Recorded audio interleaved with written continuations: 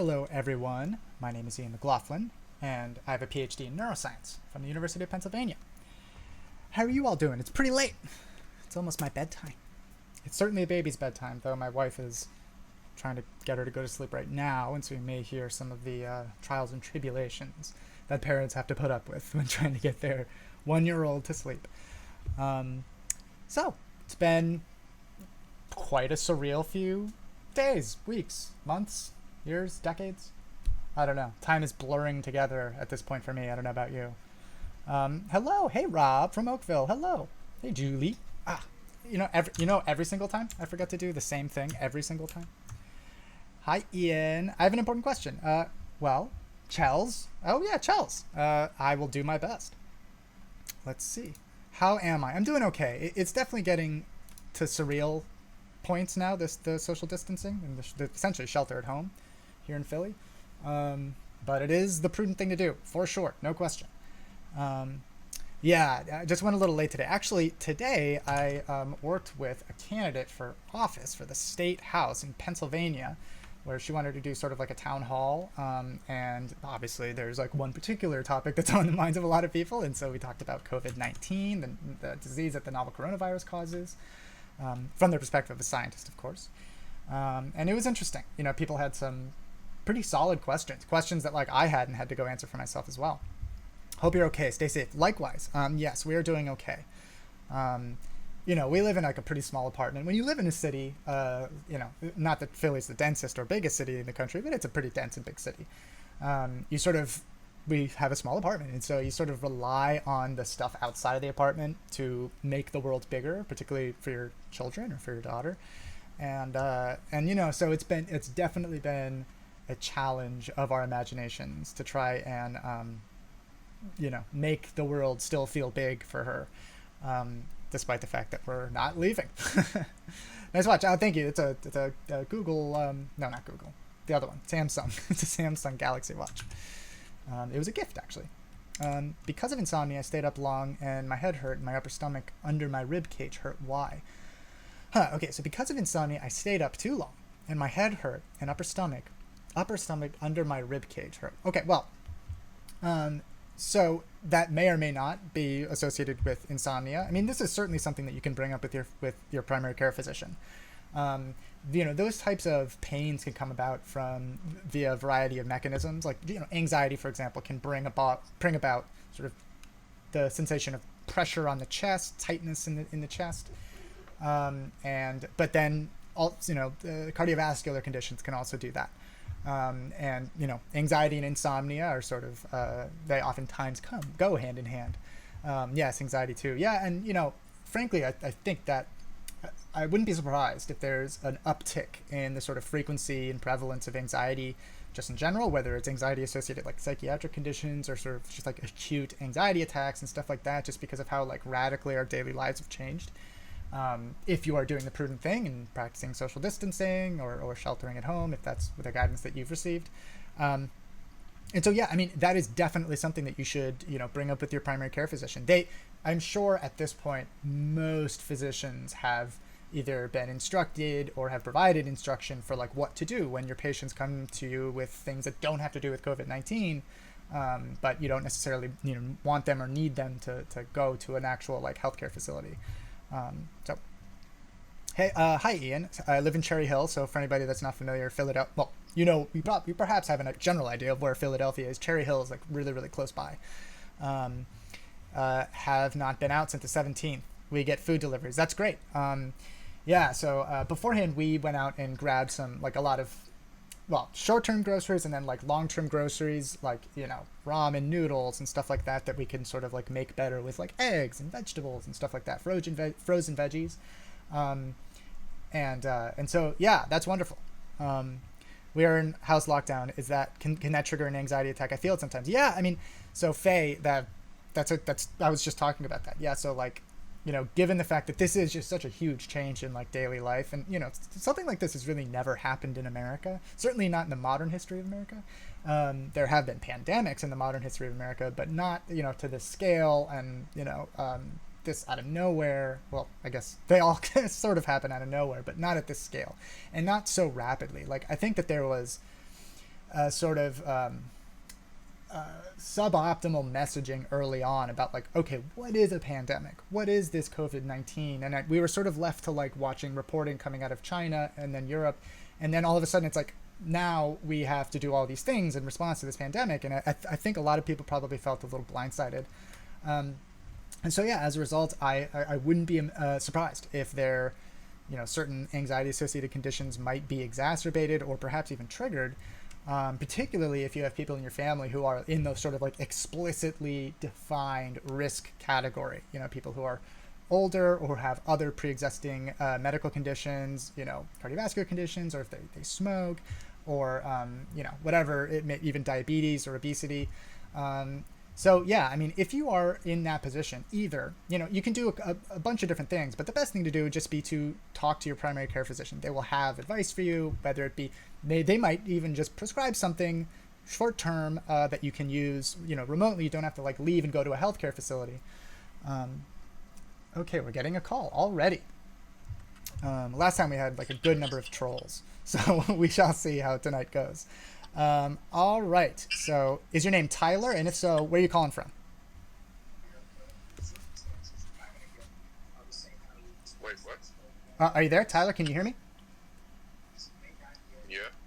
Okay. What's on your mind? Or where are you calling from and what's on your mind? Denver. I just want to know when this might be over with. So in Denver. That's awesome. Tyler in Denver. My parents actually live in Colorado. So the reality is we don't know precisely when this will be over. And again, I'm a scientist. I'm not a physician. There are different projections for different parts of the country. So for example, in Philadelphia, the current model suggests that sometime in the middle of May, that'll be the peak of when we get cases hitting the hospitals.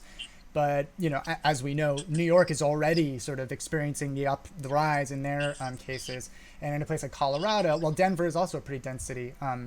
But I haven't seen any modeling specific for Denver. There is modeling available for different states. But the reality is, today, the government just extended their recommendation for sheltering at home or social distancing until the end of April. So that's an extension of several weeks. And so, the reality is this will last as longer if we don't act now, practicing things like social distancing. Because if we don't, then it's just going to linger. And then, people will just continue getting sick. And, who knows what the response will be at that point. But it's probably going to be a while. It's probably going to be, on the scale of months. But I can't tell you for sure. Thank you. Yeah. Thanks for calling in, man. Good luck. Hi from the UK. Hello from Philadelphia. I have a bunch of friends in the UK. Yeah, I mean, it's, I think the UK is also an interesting example because, like, there are different strategies that people can pursue in response to something like a pandemic. And, I think early on they pursued one strategy, which is just pursuing herd immunity, where it's like, okay, people are just going to get it and then eventually we'll develop herd immunity and then it'll die down. Unfortunately, the projections of what would happen if that's the strategy that you pursue would just be inevitably so tragic. Like if we were to do that in the United States, like millions of people would die. And so very rapidly, or not, I don't know, very rapidly, but soon thereafter, they adjusted that strategy, which for which I am grateful, and I'm sure a lot of our friends in the UK are grateful. But yeah, best of luck. Hello from Delaware. Hey, from Philly. Mega mind and chill. You guys need to get ahead of the game. Learn from us. Lockdown. Oh, where are you, Lori? Are you from the UK too? No kidding. I mean, we could have all learned from Italy, right? I mean, I understand a bit of like just not knowing precisely how to interpret like, medical issues in places like China where the culture is pretty different. The healthcare system is obviously quite different. It's such a gigantic country, and there's a world of difference between life in Beijing and life towards the west of the country in rural areas. I mean, that's true in the United States too, right? And so I can sympathize with like, is this going to be a big deal over here? Like, but once it got to Italy, and there was just no question that they were over, not only Italy, but like one of the wealthiest parts of Italy, Lombardy, right? The northern part of the country. and they were overloaded. I mean, I have friends in Italy, and they just made it abundantly clear. And then in France, once it happened in France as well, it's just like this is not mysterious anymore, right? There's no element of mystery. The element of mystery is like how bad is it going to be, how long is it going to last, right? Who's most vulnerable? How does this virus work? Those things are, we're still learning. But yeah, I thank you for the suggestion. I wish we did earlier, to be frank. What you say is only true if you call it the Chinese virus. Fauci is predicting up to 100,000 dead. Yeah, I mean, it really depends on. So, for example, I've seen, and again, I just want to always emphasize, I'm a scientist, not a physician. So I approach all of these questions from the perspective of a scientist. But I've seen projections where, anticipating between 40 and 80% of the country ultimately being infected by this virus. And so that's the whole point of flattening the curve. Imagine if all 80% of the country needed to go to a hospital within the same week, 2 weeks. That would be disastrous. I mean, and still 40%. That's a gigantic number of people. It's almost half the country. Millions and millions of people. And so I've seen different predictions. That number is truly going to be dependent upon how successfully we all practice social distancing or shelter at home, depending on where you are. Okay, we're getting another caller. The profile picture makes me a little worried. Okay, Sinner, is that your name? And if so, where are you calling from? From San Antonio, Texas. From San Antonio, awesome. What's on your mind, man? Personally, I want to ask you if you're scared of this, personally. Yeah, I mean, that's a great question. So I'll break it down a little bit. I mean, yes, personally, I'm worried about it just for my own personal health, right? While we know that like the vast majority of people who experience the most severe reactions to the virus are the elderly, or actually people who are over 60, 65, and people who have pre-existing medical conditions. I'm also fortunate to not have any of those, but I also have a wife. I have a 1-year-old daughter. And again, while it seems like this virus is a little bit kinder to the very young, there was a report, I think just yesterday, of the first infant who's died in the United States from COVID-19. My biggest concern is, I have plenty of people, and it's not like I'm unique here. I have plenty of people in my family who are absolutely in those risk categories, and we don't live close to them, unfortunately. Yeah, my parents live in Colorado, but my wife's parents live elsewhere, and they're both in sort of the same age group. And their fortunes are going to be determined by people like me living close to them. And that is very anxiety provoking. And so, yeah, I mean, this is a real thing. This is like, I think we humans have difficulty contemplating and imagining the emotional experience of people who are going through this right now that we cannot see. And that's the challenge that people, my age and younger have to confront. So, yeah, I mean, it's something that I'm definitely concerned about. And I have a side off question on this. Since you're a brain scientist, do you think, what I really want to know is what are your thoughts on, like, the afterlife? Do you believe in the afterlife? Is that even a thing for you? Well, so, I mean, I used to talk more openly and freely about, like, just my personal beliefs about that stuff. And frankly, I understand why you would ask that question. What I can tell you about my experience is in the biology of the brain. And what I can tell you is at least the consciousness that I understand, that I've studied, it doesn't seem to persist when electrophysiological activity, electrochemical activity in the brain ceases to happen. Now, I don't have any expertise in what happens after that. But yeah, that's as far as I can take you. But thanks so much for calling in, man. It's because of this virus made me think of death a lot, but I appreciate you answering my call. Thank you. Yeah, it was my pleasure. Thanks for calling in. Okay. An infant in Illinois has died of the coronavirus. So yeah, that's what I was bringing up. Yeah. Brazilian President Bolsonaro said that Brazilian must be home, but he was at a public market today. There's been some pretty wacky quotes from Bolsonaro. Jair Bolsonaro, for anybody who's not familiar, that's the president of Brazil. There was like a quote where he said something like, the Brazilian has to be studied because they don't come down with conditions like this. Which, I feel like there must be something that was lost in translation. I'm sure he said it in Portuguese, Brazilian Portuguese. But yeah, I mean, you know, different world leaders are confronting this issue from different perspectives, different life experiences, different, you know, sociocultural or socioeconomic, you know, postures. And I have to say, like, you know, I think a lot of world leaders are going to be judged specifically on this, regardless of what happened in the beginning of their, you know, tenure as their country's leader. And, you know, just from what I understand as a scientist, this is not a trivial issue. So yeah, that was pretty wild to read. Okay, this is going to be like Walking Dead minus the zombie. At least it'll be exciting. Stripper Scott with the silver lining. Haley, yeah, awesome to see you again. Gosh, it's been a while. Chinese bioterrorism. No, so like I also understand, particularly since like there have been movies that sort of provoke this topic or at least explore it, and just like that this virus is like pretty like it evolved very effectively and very rapidly to be able to jump from you know other animal species, you know, bats, pangolins. There could have been other animals in between bats and humans.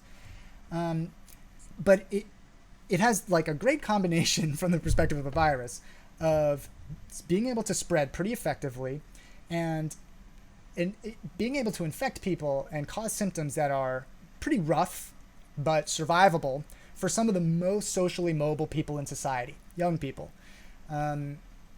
but also exacting dire consequences from the most vulnerable parts of society and people who actually don't necessarily participate, aren't as socially mobile comparatively. And so it's very effective, and that's why it spread so rapidly. But I can tell you, as someone who has actually made viruses in the past, not dangerous viruses like this whatsoever, just tools to use in biology, biomedical science, I would love to brag about biomedical science. I do it on a weekly basis at a minimum, but I can tell you for sure that virology, immunology is not advanced enough to craft a virus to this precision. It's just not. You know, there are other viruses that could be way worse. I mean, smallpox. Smallpox spreads even more efficiently than COVID, you know, than this novel coronavirus, SARS-CoV-2, which causes COVID-19, and it's far more deadly. So there could be a worse, you know, tool at the disposal of somebody who wanted to do this. And by the way, you know, or the reports coming out of China in terms of like the effect of COVID-19 on their economy, it's been dire. It's been no country, the economy of, you know, every country's economy that is confronting COVID-19 has been, you know, hit really hard. And so if that was an idea that came out of some Chinese lab, that was a bad idea for them. But I mean, I know there's just absolutely no reason to believe that that's the case. There's no evidence to believe it. And by the way, this isn't the first coronavirus outbreak that's happened. We had one in the early 2000s, SARS. You can consider it like SARS, you know, version 1. And then about 10 years later, we had MERS, very similar, same species, also a coronavirus. And then now 10 years later, we have basically SARS version 2, SARS-CoV-2. And so, you know, these seem to break out once a decade. And so it's sort of right on schedule. Okay. What do you think, Africa, since they don't have good healthcare system? Yeah, you know, so there has been a paucity of data coming out of African countries with regards to how it's spreading. So we really just don't know. But one thing that does seem to be the case, there is this hope, and you know, there's some good reason to hope this, that the ability for this virus to spread as effectively in the summer months will be diminished. Now, first of all, we should definitely not rely on that because we don't know that for sure. And, you know, if it's diminished, it'll be just slightly, right? So it won't like do the job for us. We have work ahead of us no matter what. But and on top of that, it seems that the virus is spreading in African countries, despite the fact that there are higher temperatures there. And then also in other parts of the world where it's currently summer, or it's warmer, it's spreading. So, you know, these are things that we can learn by looking at other parts of the globe that are experiencing different kinds of weather. And yeah, I just wanted to touch on that topic because I know a lot of people are saying like, oh, it'll be gone no matter what in a couple months. This is just a short-term thing, and that there's just not a good reason to rely on that or believe it. Do you Do they mean no cases in Africa because they just aren't testing? Well, it's just that, the depth of the data isn't as great. I mean, frankly, in the United States, we weren't testing, right? There was this review that was performed by a collaboration between Johns Hopkins, which is one of the world leading medical institutions, and then this other international group that I think focuses more on like nuclear safety, like nuclear weapons. And they ranked the United States as the most prepared for a pandemic, and the United Kingdom as the second most prepared. And they, base it off of, a robust healthcare system, availability of healthcare, the, biomedical infrastructure, research infrastructure, and so on. And, they all, they've been interviews of the people who participated in this evaluation, and they've all just said, we could never have predicted that the United States wouldn't start testing, much earlier. And frankly, that is the original sin of how this virus is going to move through the United States. I mean, there's so many things that we could do if we had wider scale testing. And frankly, by the way, since we've only really started testing in the past week, testing on a wide scale, not as wide as South Korea, and certainly not as wide as we would absolutely wish, we could do so much more in terms of okay, certain parts of the country are hotspots, certain parts of the country are not. You could sort of massage it a little bit, but we're not even anywhere close to that level of data. So, I would look at home for, critiques of how widespread testing has been. There's no good reason that should have been the case in the United States. Why don't the government make a team of superheroes to beat coronavirus? I don't know why they haven't thought of that. Man, I could go on. I mean, we did have one. Ian, do you think Japan minimized their numbers of infected people and deaths? I mean, honestly, I'm not an expert in global affairs, international relations. I just pay attention to the data that's coming out of the various countries. And I know, for example, in China, they seem to be rather open about their data and their experience. And they were certainly open on a scientific level, unprecedented. They shared the genetic sequence of the virus almost like that. And that enabled us to respond in certain ways much more rapidly than we could have. But now, we're getting reports out of Wuhan of, people who handle bodies, the disposal of bodies. And, there are some reports that the fatality rate it may have been significantly higher during this period. And so, I'm sure every country is interested in doing that, right? Because international trade is a pretty important part of our economy. And so, but I can't comment on the specifics of any one country. I think South Korea deserves a lot of credit. They were very open about their testing results, and early on it showed that they had a huge outbreak. But that was also part of the solution, clearly, right? Why are so many Americans stupid? Well, America's a big country, and frankly, I don't think it's an issue of stupidity. I think it's just an issue of priorities. What do you care about? What can you devote enough emotional energy to learning? I don't think it's necessarily anybody's fault. Hydroxychloroquine is working here in Brazil. 699 patients have been cured without need of ventilator. So, Jackie, yeah. So, again, I'm not a physician, right? So I approach all of this from the perspective of a scientist. The issue with hydroxychloroquine that I've seen is that it's not a reliable treatment. There is the prospect of far more effective treatments, in the next couple of months, like real antiviral, more targeted treatments. There's cause for some optimism there. And I talked about it a bit on my YouTube channel, which is Anthropoid. If you type in something like Anthropoid brain, you'll get me. But the problem is that hydroxychloroquine is a medication that's used to treat a bunch of other things, and there already is a shortage. Not everywhere in the country, but much of the country, just because I think people were characterizing it as a far more effective treatment than it really is. Also, it has side effects. There are reports of people who are taking chloroquine, not hydroxychloroquine. Hydroxychloroquine is supposed to be a milder drug that has lower severity of side effects than chloroquine, but people taking chloroquine and then developing severe tragic outcomes. It's for malaria, but it's used to treat other things too. Okay, does fast food damage the brain? Okay, so it depends on how you how you want to qualify damage, right? So I would qualify damage as being neurons die, right? Like brain damage is when neurons die. Car accidents, chronic traumatic encephalopathy, or just head trauma, TBI. Overdoses of certain drugs can cause neurons to die through excitotoxicity or things like that. So fast food I've never seen any evidence that it actually has an effect like that.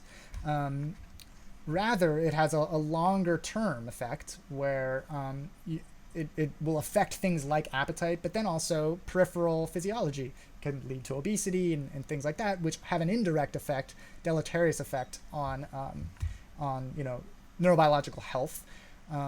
We know earlier onset of dementia and Alzheimer's and dementia can be associated with overconsumption of simple carbohydrates or sugar, and fast food has no qualms with using simple carbohydrates in their food, and so it's not that it damages the brain, but it is not the most prudent decision that one can make from the perspective of brain health. Hey, Aleg Vista de la Villa Faro, Mitens. I don't know if I applied the right accent to that, and I don't understand it. But it was beautiful. We are getting call from the illustrious Stripper Scott. Scott in Ohio, I assume. What's on your mind? Yeah, hey, and how are you doing today? I'm doing pretty well. What's up? Hey, sort of, ask about more coronavirus talk. No, it's fine. But I was just thinking earlier, I figured I'd have to ask someone who knows what they're talking about. And kind of torn between the notion of leaving my mom just alone, because she's going to be 76 in less than a month, and I told her I was going to be coming over to her, and then also realizing that she doesn't have anyone to bring her groceries or food or anything, so I'm figuring if I can bring her stuff as long as I'm, careful. I don't feel like I have any symptoms. I know people can be asymptomatic and still be a carrier. I understand that. As long as I'm real careful and don't touch anything and stay far enough away from her and drop food off and leave, do you think that's safe? I think that's the best thing you could do. Yeah. I don't know how mobile she is, but you can do things like leave it at the door step. That is probably the most cautious you could be. If she's not able to come to the door and pick up the food herself or the groceries herself, then yeah, just maintaining a good distance. By the way, just so everybody knows, the reason that social distancing or physical distancing is really what it is, advises 6 feet, is that 6 feet seems to be the distance that gives viral particles that somebody sneezes or coughs or even breathes potentially out enough time for gravity to pull them physically down to the ground before the viral particles reach you. So that's the whole reason. It's not like some magical thing about this virus that it cannot deal with 6 feet. It's gravity, the effect of gravity. Maintaining that physical distance, avoid touching a bunch of surfaces that she'll need to touch. Wash your hands when you get there if you're going to hang out. But yeah, honestly, that is something that actually my wife and I had been talking about. And then a friend of ours developed this platform where people can volunteer, just say hey, I'm happy to pick up groceries for people, leave it at your doorstep, that kind of stuff. And so, yeah, I don't think you're alone in worrying about this. And I wish we had a little bit more guidance about that. But yeah, you're definitely on the right track, at least from my perspective, Scott. Okay, cool. Well, thanks. Hope that everything stays good over by you guys. Yeah, likewise. And good luck to you and your mom. Thanks for calling in, man. Take care. Okay, you can even order online in Walmart and they shop for you. You just pick it up. Right. Yeah. Food delivery is I know not everywhere in the country, probably where Scott lives in Ohio, it is available, but not everywhere in the country has a homogenous distribution of food delivery resources. Oh, geez. Wait, what happened? Oh, Tiki, thank you so much for the super hearts. I really appreciate it. I'm from Italy. If you're willing to call in, I would love to hear from you and hear what your experience has been. Red Man, wow, a brain scientist. That's not something to wow about. It's just my job, but yes, that is my profession. Hey, got a question. Do you have a take on binaural beats and their effect on the brain? Sure. Doodlebot. So the whole concept behind binaural beats, and if you're not familiar, these are essentially audio tracks that you listen to usually over headphones, and they sound sort of like I don't know if you remember what dubstep was, but it's sort of like dubstep a little bit. It's like a less entertaining version of dubstep, where there's different frequency oscillations. So we're talking about sounds that sound like wom, wom, wom, wom, wom, wom, wom, like that kind of thing. You could, taste a little bit of dubstep in there.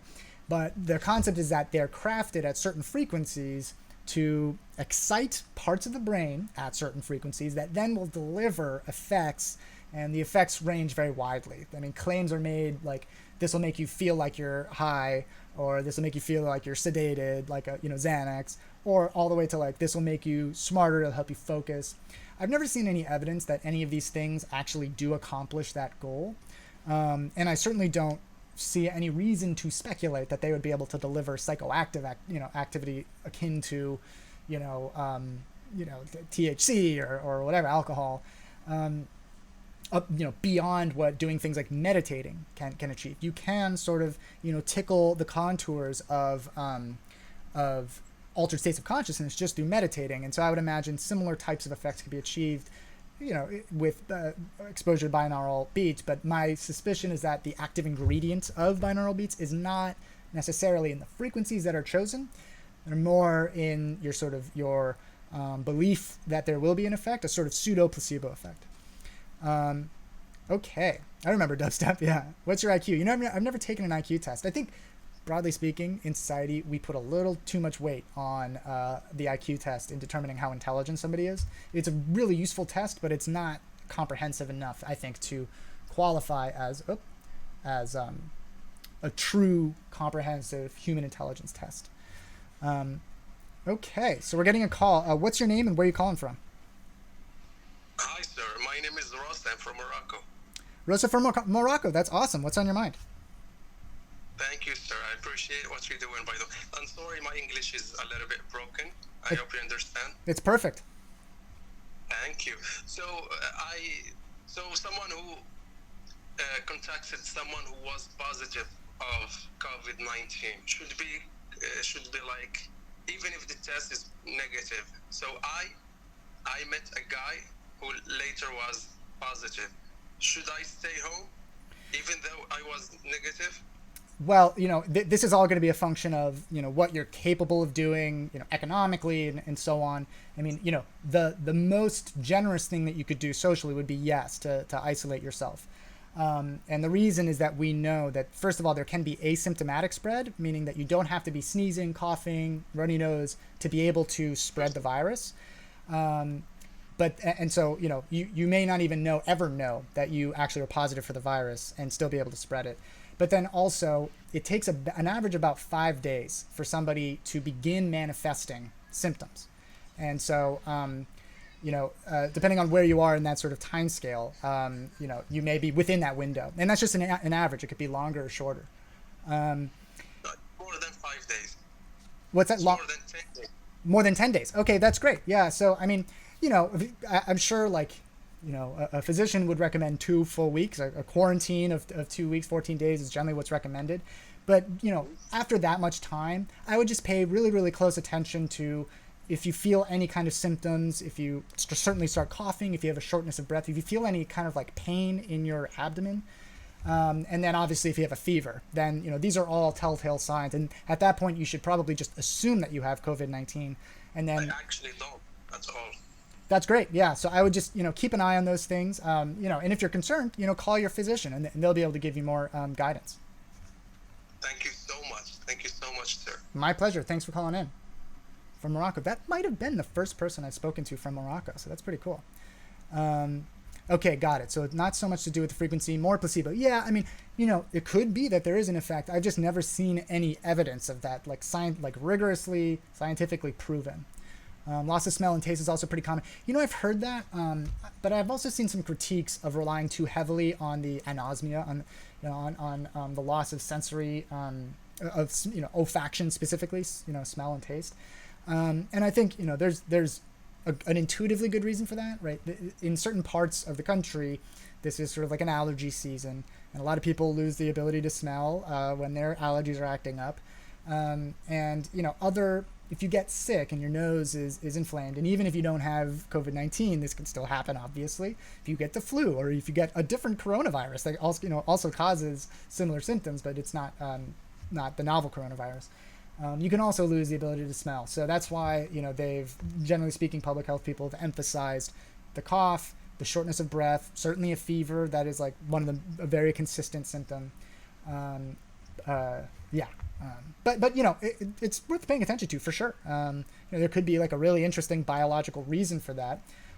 This virus does have some really interesting basic biology to it that seems to enable it to gain entry to more parts of the body than a lot of other coronaviruses. So yeah. Were you on wife swap? I was not. But really, how long does Xanax withdrawal last? So it's not that long term. The problem with Xanax or alprazolam withdrawal is that it can be pretty dangerous. So Xanax is alprazolam. It's in the same family of drugs, just so everybody's on the same page as Valium, Klonopin. Valium is diazepam. Klonopin is clonazepam. These all achieve very similar effects, which is that they sort of crank up the volume on inhibition. That's why you start to calm down. That's one of the main reasons that it's used to treat anxiety attacks and to treat epileptic seizures. But it sort of does that across the entire brain. And as a result, if you continue taking that drug for a long period of time, the brain will begin to turn down the volume of its own inhibitory signaling, because the Xanax is sort of achieving that effect for the brain. And so that's part of why people develop tolerance and potentially substance dependence and addiction. So yeah, I mean, it's on the scale of a couple days, maybe a couple weeks. That's the acute withdrawal. But then after that, if there was an addiction, then the longer term withdrawal is still meaningful, like the cravings that one can experience. It's not going to be on the order of like morphine or oxycodone or fentanyl or heroin, but it's still potentially present in somebody who's addicted. Do you think we'll ever see a cure for schizophrenia? Yes. Schizophrenia is a condition of biology, right? It emerges from a combination of genetic heritage, the genes that you've inherited from your family, and the environment. And that's why, whenever we talk about conditions like this, we talk about the gene-environment interaction. And so the difficulty with a condition like schizophrenia is that it is such a distributed condition. Well, I should say it emerges from such a distributed collection of brain regions that it's not this one simple thing that's just behaving in such a way as if we could just nudge it, then the symptoms of schizophrenia would abate. It's like you have to manipulate you have to influence a bunch of different regions of the brain to achieve a therapeutic effect. That's really difficult. We do have some good treatments for some of the symptoms of schizophrenia, but not for all of them. And so, that's why we're doing a lot of the basic neuroscience to understand what's going on in the brain, so that we can develop a treatment that achieves all of those different things. How long after having COVID-19 is it safe to go visit your family? Well, again, this is a question for a physician, certainly if you've been infected with COVID-19. Generally speaking, it's several weeks, but that's after one has recovered from COVID-19. But yeah, I mean, I certainly not like once you feel better. Okay, influenced by environmental factors. That's right. Yeah. Oh, I see. Is there any conclusive studies that shows that anxiety can be genetically linked as well? I know, influenced by environmental factors.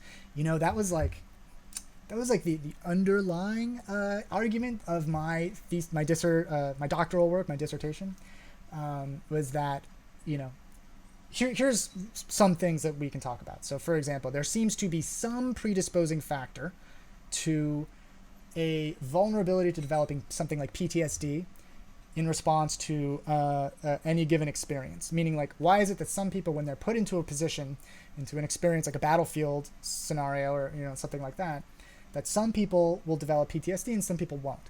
Well, of course, there's a life history. There's the role of the environment that should never be underemphasized. But there have been some studies that link the specific versions of genes called single nucleotide polymorphisms that do seem to correlate with that vulnerability. And so we know that for like PTSD. We know that that's true for depression. There have been some studies with regards to anxiety.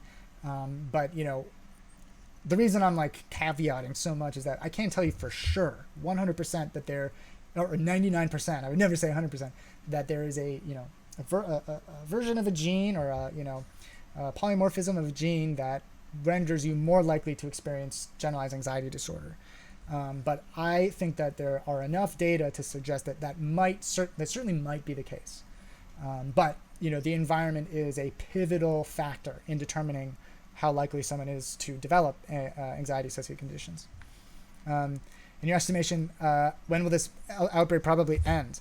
You know, there are a bunch of different models, and really that's going to be different in Morocco than it will be in the United States.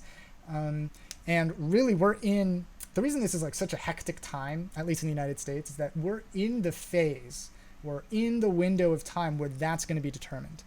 If we all successfully practice social distancing, physical distancing, sheltering at home, then that will like shorten the length of time that this virus can persist, can survive. And it can also prevent a second, you know, a large second wave of infection once those restrictions are eased. And so I can't tell you for sure. It's almost certainly, you know, I can tell you in the United States, the federal government, the president of the United States, just recommended that the advisory duration of time that they're recommending that all states follow for social distancing has been extended now to the end of April. So it's already on the scale of months. And I think it's safe to say that that probably won't be the end of our conversations about this virus. And it will certainly be on the scale of months. Should we shoot everyone with the coronavirus to stop the spread? Absolutely not. I mean, the vast majority of people who get it will experience fairly mild symptoms. I mean, you know, endurable symptoms, right? The problem isn't everybody who catches it. That's certainly not the problem. The problem is that certain people are far more vulnerable to severe reactions to coronavirus than others. Is corona airborne? So generally speaking, when people call a given virus an airborne virus, it means they're referring to a virus that's physically small enough to sort of stay, like, to be able to float essentially in the air, right? Generally speaking, coronaviruses are described as not being like that, where rather they have to rely on droplets of like fluid that you expel when you cough or sneeze. There's some evidence that this novel coronavirus may also be spread when somebody breathes out. There's a recent study that did suggest that it can stay viable when aerosolized for much longer than I think anybody anticipated. And that's potentially a big deal. I don't know that that's enough evidence. And I should also say this study was published before it was peer reviewed.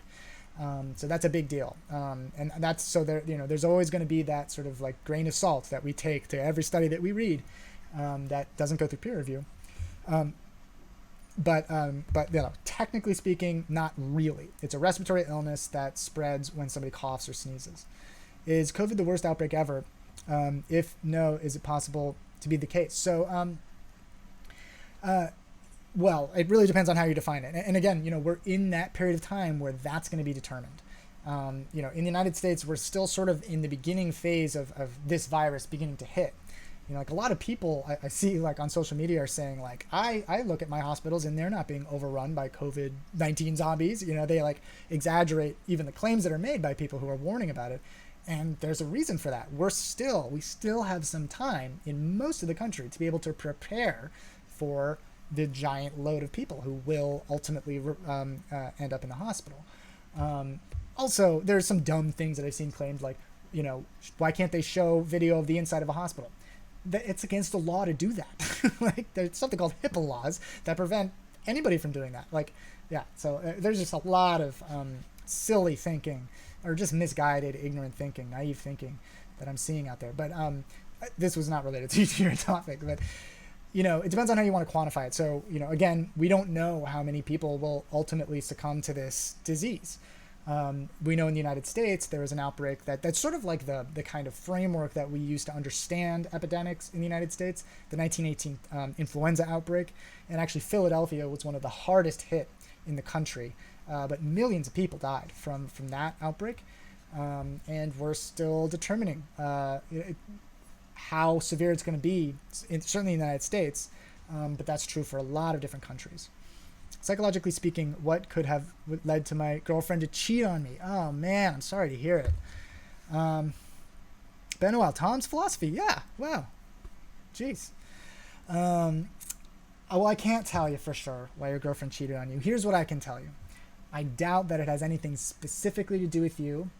We are all primates. You, me, your girlfriend.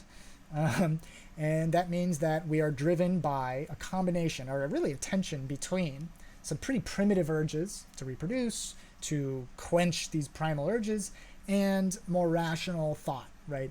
Planning for the future. We all experience this. It's like, do I want to eat another candy bar? Do I want to eat more ice cream? Do I want to have another shot of alcohol? Should I smoke at all? Like we all experience these urges, but the newest part, evolutionarily speaking, of our brain is, generally speaking, at least hopefully, able to inhibit those urges, but it doesn't always work. Our brain is not perfect. It's far from perfect. And in fact, it's pretty ancient. We're walking around with the same brain that we've had for tens of thousands of years at least, if not hundreds of thousands of years as Homo sapiens.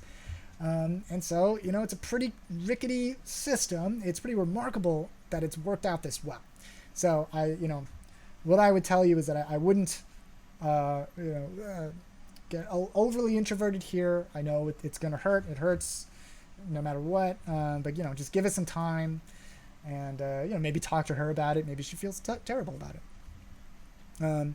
Are Tesla cars expensive? What do you think about it? Honestly, I'm not an expert on cars. Hey, Asif, good to see you, man. The effect of ketamine on the brain. Great question. So ketamine is a dissociative anesthetic. So it's an anesthetic, in other words. And it's a very useful drug. There are a bunch of different anesthetics, but what's unique about ketamine is, first of all, its pharmacological action. So its effect on the brain, technically speaking, is that it blocks glutamate receptors. Most drugs that are used in medicine don't do that. Other anesthetics activate GABA receptors, for example. Most anesthetics will do that. But what's interesting is that most of those drugs will also suppress respiration. So the way that people die from overdoses of those drugs is that they stop breathing, particularly when combined with analgesics, painkillers, which is often the case when somebody's going down for surgery. Ketamine doesn't do that. It does not suppress respiration very significantly at all. So it's a very useful drug in that respect. Okay, so what does it do? Blocking glutamate receptors. Glutamate is like one of the fundamental players on the field of our brain, one of the main characters in the field of our brain. It is the signal that generally speaking, will cause neurons to fire more impulses, more action potentials.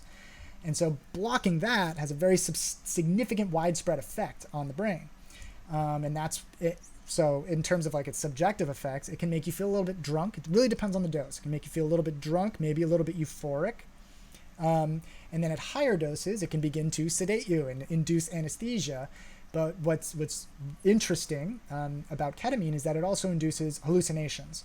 And so people will talk about like a K-hole. And that is part of the reason for why some people use it recreationally. But even before, that's a pretty high dose. Before people take that high of a dose, people use it recreationally because it's one of the few hallucinogens that will induce a rewarding sensation, a dopaminergic driven rewarding sensation. So it is actually addictive. That's not the only reason that things can be addictive. I shouldn't, make it that simple, but it is addictive. When you have a sudden movement and that pain hits so hard and you can't move. Oh, I'm not quite sure what you mean by that. 46.3% of statistics are fabricated. It's a good statistic. How long do you think this pandemic will last? I understand why that's on a lot of people's minds. So the short answer is we don't really know. And the slightly longer answer is that we're in that window of time in the United States where that's being determined. Like right now, like you staying at home is contributing to it lasting less time. And so it's impossible for us to know for sure, but it's on the scale of months for sure. And that is rather unfortunate because it'll be many months, 18 months-ish, for a vaccine to be ready and available at your local pharmacy. Now, there's the prospect that an antiviral drug that's not a vaccine will be available earlier. But even that, if that's developed, like you might have heard of remdesivir, that's like one of the ones, but there are a couple that have been discussed. But even if everything goes perfectly, it's super smooth, no problems, that still won't be available for many months. So I think, we should prepare for this, our life being pretty different for several months. Okay, this nerd, Bitk, thinks he knows it all. No, I definitely don't know it all. This book nerd. I know I actually did experiments too. So I'm actually also I'm just a science nerd. But you're close. What kind of science? Brain scientist. Okay. Is the argument that serial killers are born with neurological disorders really solid and proven? That's a great topic. Well, and, so I think the most practically useful answer is no. But it depends on how you think about free will. It depends on whether or not you think that we actually have free will. And, I don't want to dive into that topic unless people actually want to discuss it, because it's a little bit laborious, tedious for people who aren't interested in it. But the short story is, there are events in history, in criminal, like serial killer history, that lead us to believe that specific alterations of the brain are associated with increased violent tendencies. One of the famous examples is Charles Whitman, who climbed to the top of the clock tower at the University of Texas in Austin with a rifle and just randomly shot, I believe 14 people before he was taken out. Police went and investigated. Turns out that he left a note that was accompanied by him murdering his wife and his mother, I believe, or her mother. And his note said, "I don't understand these urges. I cannot stop them. I hope somebody will study my brain to understand why this is happening." And lo and behold, they did that, and it turned out that he had a very large tumor adjacent to his amygdala. Now, that is not evidence that a tumor in that part of the brain causes violent tendencies. And one could make the argument that that's just a very specific modification. Let's just stipulate that that's true, that the tumor made this guy do this violent thing. And I should say he had no real significant history of violent past. And so let's just stipulate, let's just pretend that we accept that the tumor caused this violent behavior. Well, one could also make the argument that that's just one very specific modification of the brain that led to that behavior. And so who's to say? You don't have any control over the brain that you've inherited. Your brain is very largely determined by, at least early on, the architecture of the brain is determined by the genes that you've inherited from your parents. You have no choice in that. And that architecture is then sculpted somewhat by your environment into which you were born, and you have no choice over that. No choice. You're born in a certain condition with a certain brain. You respond in certain ways. Those predispositions are largely determined, or at least to a large degree determined by the architecture of your brain, determined by your parents' genes. And so yeah, it's you very rapidly get to a point where you're at philosophical questions. And my argument would be that may or may not be true, but I don't think that that's how we should base our criminal law. So, yeah, great topic. Okay, getting a question. Oh no, that's too bad. Sorry, Carlos. Oh wait, but we have somebody else calling in. All right. Getting a call from somebody named MS Good, maybe Ms. Good. What's your name and where are you calling from? Electric Kitten, are you there?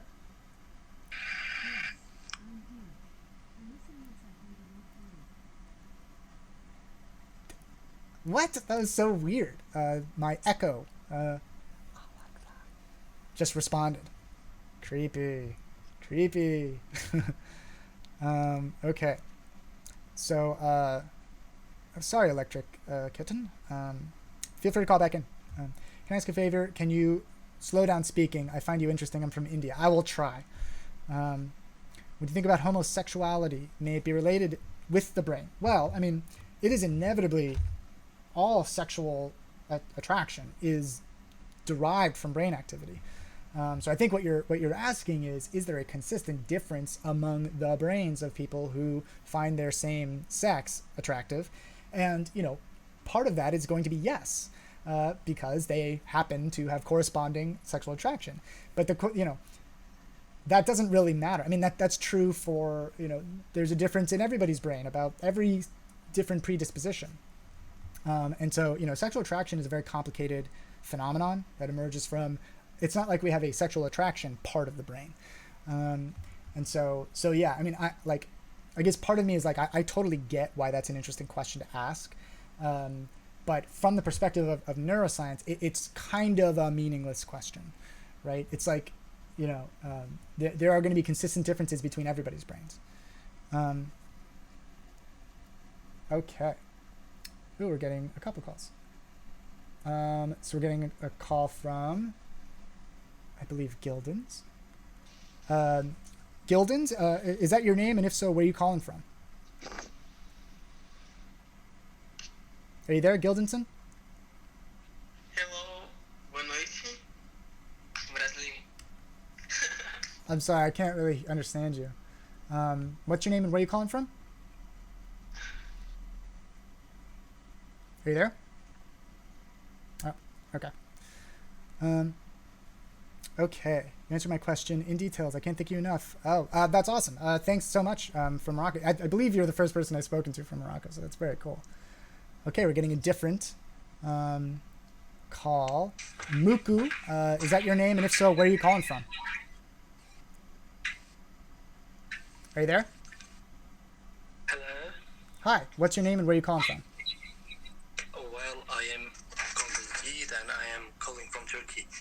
From Turkey. All right, what's on your mind? Yeah, well, actually, I had the question about homosexuality, but I just think that I wasn't so clear with that question. That's why I called you. Okay, what's on your mind?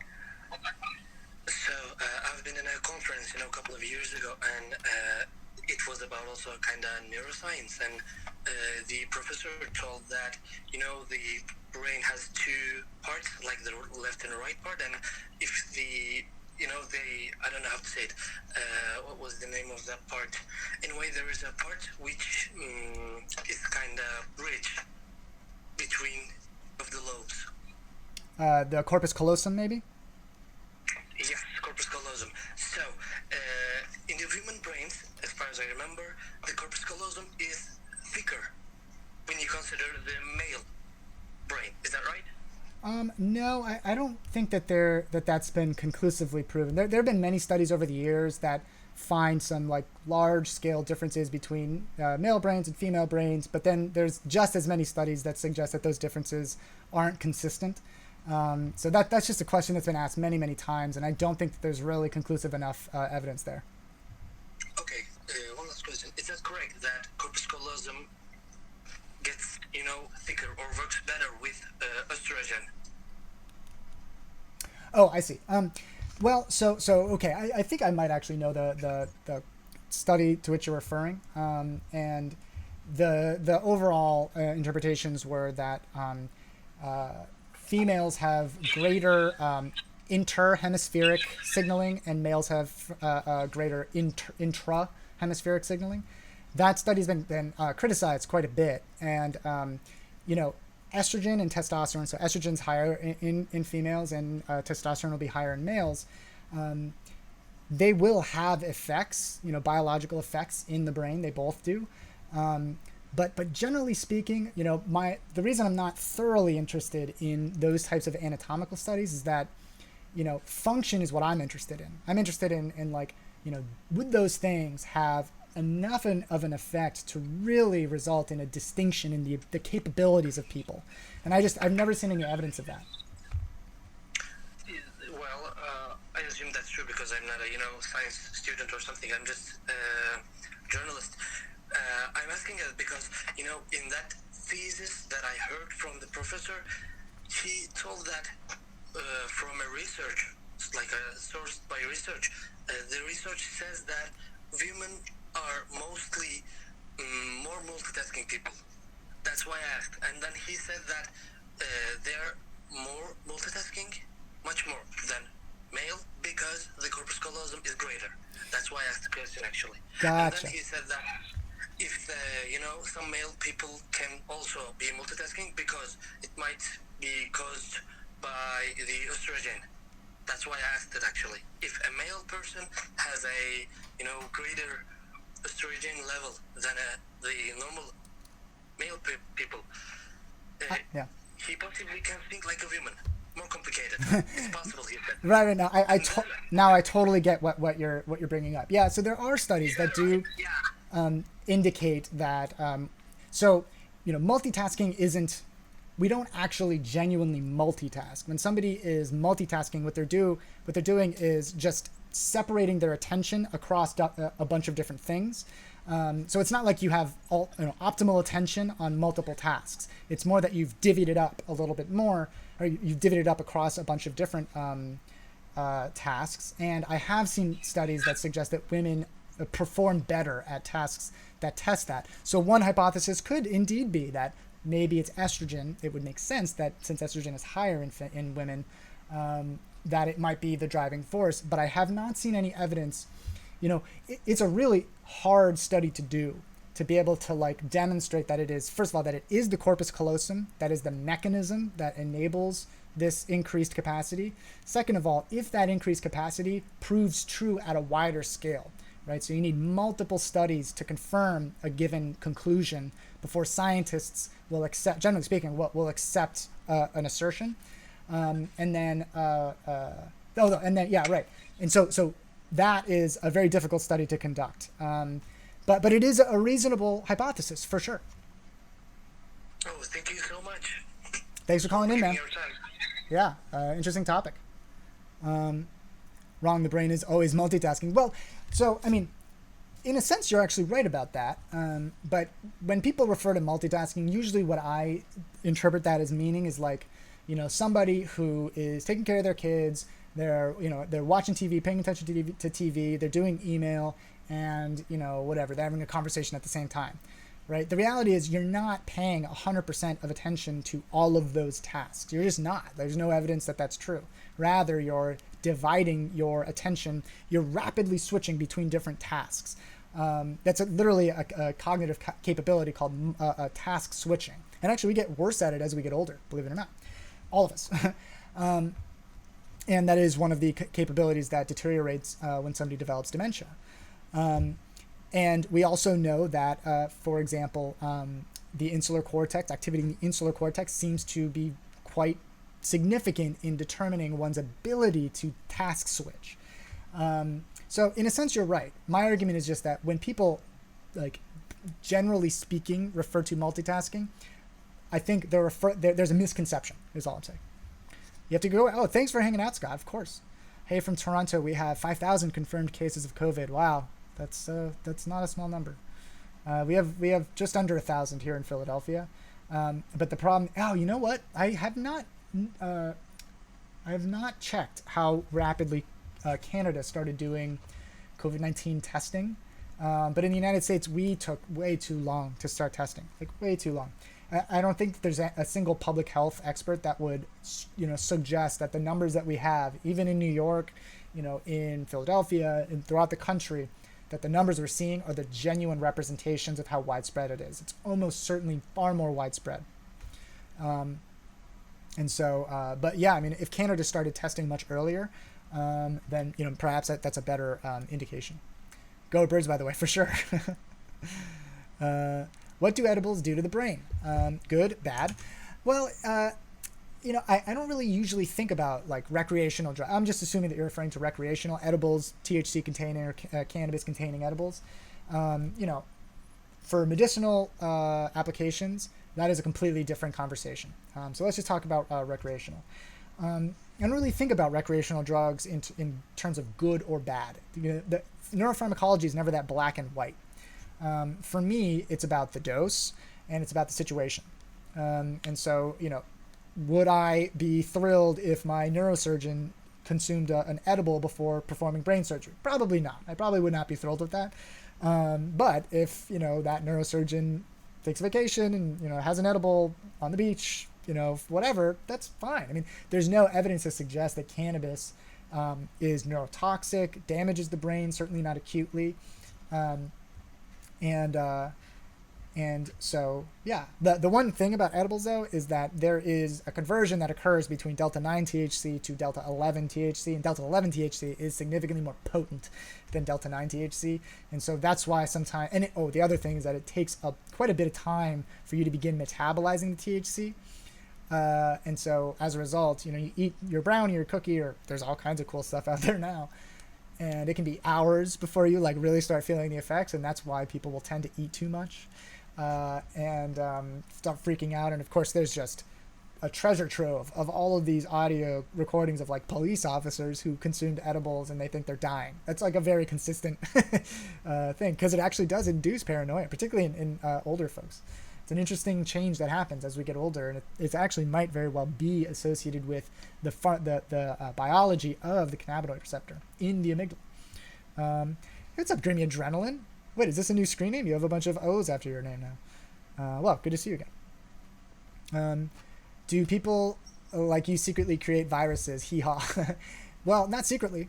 We do create viruses, though, for sure. I mean, I've made viruses. The difference, however, is that these are not dangerous viruses. These are viruses that literally could not infect a human cell.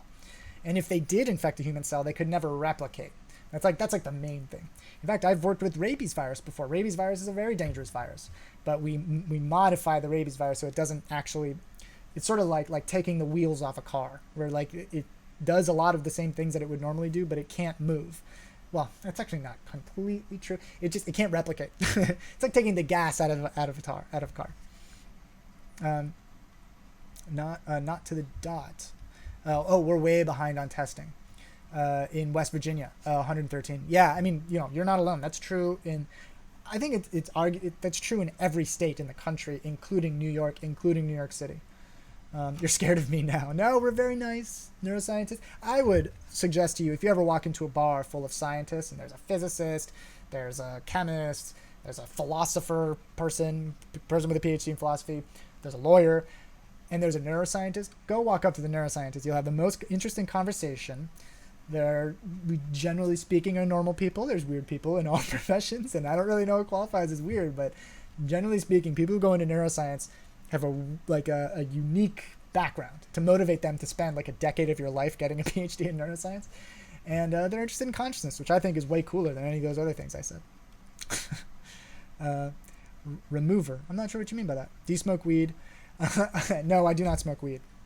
There is a quote, though, that I've been meaning to use. Let's see, did I put it in this? So Thomas Metzinger. Oh, here, wait, we're getting a call. I'll get back to that. Julily, yeah, I have to wake up early tomorrow for your quarantine. Yeah, right. Well, good luck carding in. Doc, it looks like we're connected. What's your name and where are you calling from? Hey. My name is Geda and I'm calling from Saudi Arabia. Oh, very cool. What's on your mind? So my question is, why does, when you drink caffeine, you boost your energy or something like that? Yeah. But then it drops. Yeah. Your mood generally drops. Why does that happen? It's a great question. And actually, thank you. Yeah, that is an awesome question. That was actually one of the first questions that I asked myself that made me interested in neuroscience. So caffeine is a very interesting drug. It is one of the most widely consumed drugs in the world, but it doesn't act like any other stimulants. There are other stimulants that make people feel like they have energy, right? Everything from amphetamine to cocaine, and there's a bunch of other ones too. Cathinone is actually widely consumed in Southeast Asia from a nut called khat. But caffeine doesn't have any pharmacology that's very similar to it. It doesn't do similar things to those other stimulants in the brain. What caffeine does is it blocks the binding of a neurotransmitter, an amino acid called adenosine. And so over the course of the day, after you wake up, adenosine starts building up in the brain, sort of like a clock. The longer you've been awake, the more adenosine you have in your brain. Caffeine prevents adenosine from binding the receptor, essentially telling the brain how long it's been awake. And the downstream consequences of that is that it boosts neurotransmission that is associated with alertness and arousal and preparation for survival-associated conditions, fight or flight, norepinephrine, noradrenaline, and dopamine. But there, adenosine is still building up. And once the caffeine is out of your system, adenosine will be able to bind its receptor. The brain can now see the clock once again. And after all of those other neurotransmitters that I mentioned, norepinephrine, noradrenaline, and dopamine, after they've been elevated for a while, the brain then has to adapt to that elevation, and there is a consequent. It readapts, and so there is a lull in the signaling from those neurotransmitters. So that's why after you have the caffeine, you start to crash. You start to feel languid and unmotivated and just tired. So it's basically, you're distracting the brain from seeing the clock of how long it's been awake, and then also all of the things that were hyperactivated from the caffeine now are hypoactivated. They're not activated nearly as much as they would be otherwise. So that's why people crash from caffeine. It's a great question. I have another question. Sorry. Sure. Well, would you recommend drinking caffeine and staying up for an exam, or just sleeping? That is an awesome question. I can tell you, early on in college, I did the former and not the latter, particularly for organic chemistry. So, there's a trade-off, right? It depends on how much you've already studied before that evening. So that, let's say it's the night before the exam and you forgot you even had an exam. You haven't studied at all. Then if I were, this is just what I have done. I would cram. I would spend that night studying because that's the only way, that's your only hope of getting any questions right. However, if you have studied, right, and you're familiar with all the class content, you may be worried that you might forget it in the moment, that kind of thing. I would go to sleep because, sleeping is pretty pivotal to the, what you could consider to be the solidifying of memory. Without sleep, we know, and studies have shown for a long time now, that without sleep, your ability to learn new things deteriorates.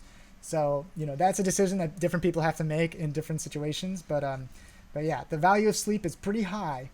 But of course, you have to have already learned some stuff for the value of sleep to be present. Thank you so much, and have a nice day. You too. Good luck with your exam. Are you a doctor? I'm a scientist. Does caffeine have the same effect on dopamine as other forms of stimulants? Social monastic. Great topic. So indirectly it has a similar effect, but not okay. Indirectly it has a similar effect. It does boost similar neurotransmitters, the catecholamine neurotransmitters, dopamine, norepinephrine, and epinephrine.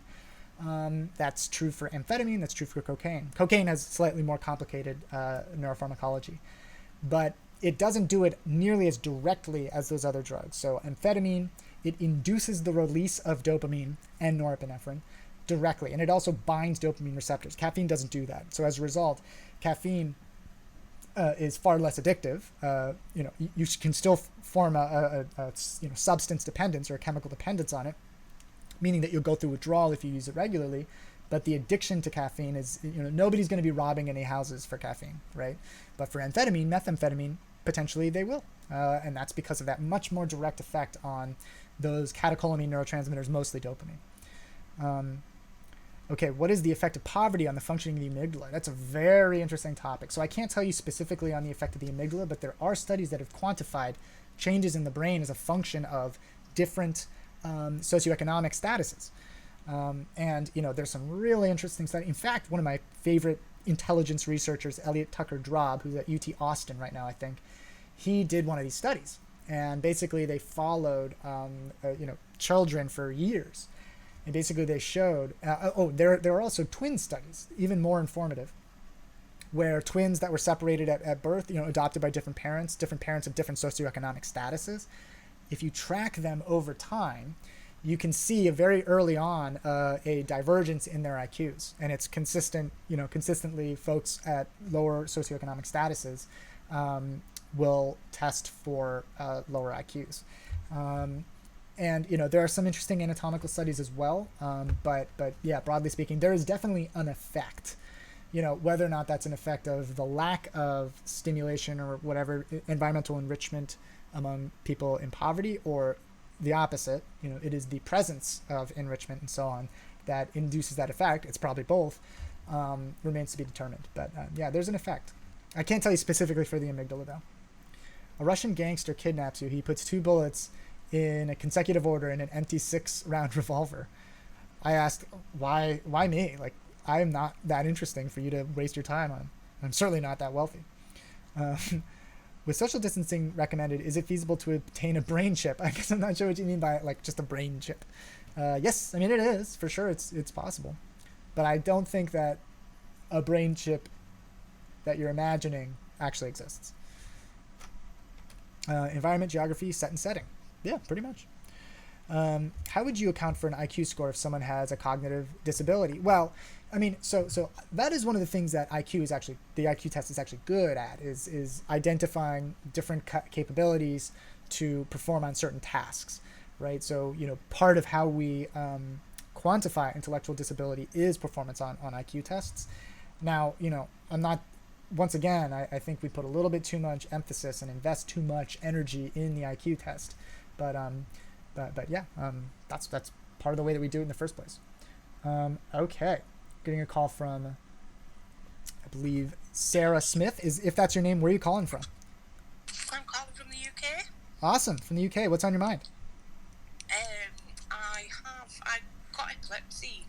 I was diagnosed with epilepsy and idiopathic intracranial hypertension 9 years ago. Now,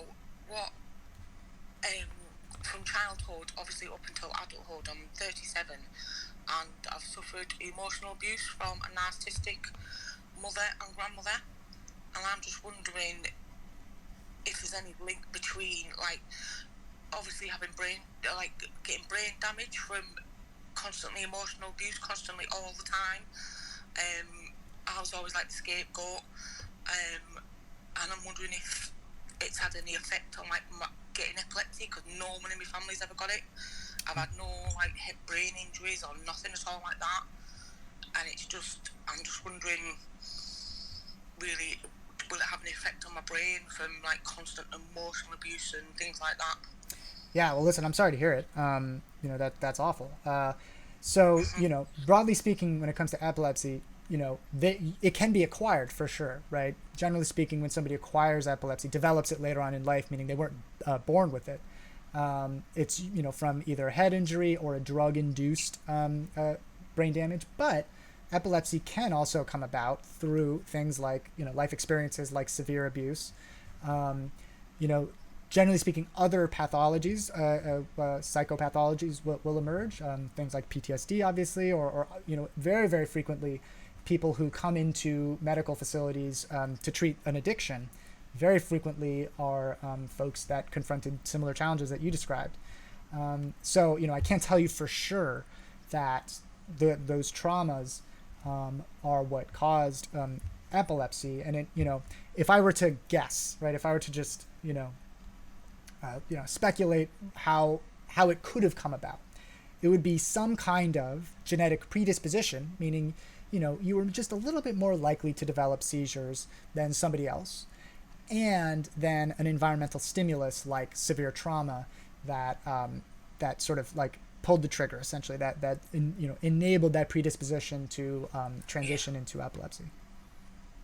I have 2 forms of epilepsy. I have normal epilepsy, and I also have non-epileptic seizures, which my neurologist thinks that the non-epileptic seizures are due to too much stress, which is from obviously the child abuse and things like that, the emotional abuse and everything else like that. And I've noticed when I write down the things, I've noticed that when I do get stressed out a lot, it does trigger like the non-epileptic seizure side of it. And that's very interesting. There's one thing that's been very alluring to me from just like a scientific perspective is the coincidence or the comorbidity of non-convulsant status epilepticus, which I'm pretty sure that's what you're describing, where there's a seizure in the brain, but you're not convulsing. There's no outward manifestation of the seizure. Yeah. And other psychiatric conditions like depression or anxiety, very frequent, much more frequently than I would expect, or than scientists would expect. Folks who present with depression and these other conditions also end up exhibiting, epileptic or seizure-like activity in their brain, but there is no way that they would have ever known because they're not convulsing, they're not losing, consciousness or anything like that. So there's definitely a relationship there. But I can't tell you for sure. But it's an interesting relationship. And listen, I hope things have improved for you. Yeah, that's absolutely brilliant. Like I say, I have got, I'm seeing a therapist at the moment, and she's thinking that I've got complex PTSD from it and things like that. So obviously, I'm still waiting to see my neurologist. Obviously, I can't see him with everything that's going on at the moment. Yeah. But we think that my therapist has said to get a proper mental health checkup and things like that to see if things like that. So hopefully we should get sorted. But that's good to hear. Yeah, I mean, listen, I would absolutely. Your information has been absolutely brilliant. No, it's my pleasure. Thanks for calling in, and I'm glad to hear you're getting treatment. Thank you very much. Thank you very much, Ian. Thank you. Likewise. Thank you. Okay. That has been a question. That was like when I was in my third year, I worked on this project that was about this company had a medication and they use it to treat epilepsy, and they were evaluating whether or not there were other patients for whom the medication might be helpful. And that was one of the things that I just stumbled on, was like, there's this gigantic group of people. I mean, gigantic, it's not like most people or anything like that, but it's a large group of people who experience non-convulsant status epilepticus. They have seizures and they have no outward manifestations whatsoever, but they present with all these other anomalies. Oh, another one was huge, was the loss of balance. Like people who just fall and then injure themselves and then go into a medical facility. And for whatever reason, the physicians decide to strap an EEG on, and they're like, oh my gosh, there's seizure activity. It's a really interesting field that really is insufficiently studied from my perspective. But listen, I should probably call it a night. Thank you all for hanging out. So I didn't have anything prepared for the YouTube today, but I had to do that, or I was interested in doing that town hall thing. But I have a YouTube channel. It's you can find it on Anthropoid Brain, something like that.